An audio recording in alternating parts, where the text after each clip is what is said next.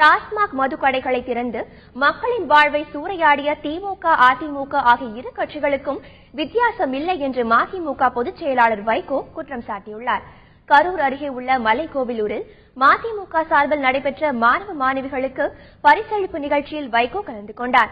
பின்னர் செய்தியாளரிடம் பேசிய அவர், மதுவை கொண்டு வந்து நாட்டு மக்களின் வாழ்வை சூறையாடிய திமுக, அதிமுக ஆகிய இரு கட்சிகளுக்கும் வித்தியாசம் இல்லை என்று குறிப்பிட்டார். மக்கள் மாற்றத்திற்கு தயாராகிவிட்டனர் என்று தெரிவித்த வைகோ, தமிழ்நாட்டில் கூட்டணி ஆட்சியை அமையும் என்றும் குறிப்பிட்டார். ஊழல் கட்சிகளை தோற்கடிக்க வேண்டும். நாட்டை பாழாக்குகிற இரண்டு கட்சிகள் மதுவை கொண்டு வந்து நாட்டு மக்களின்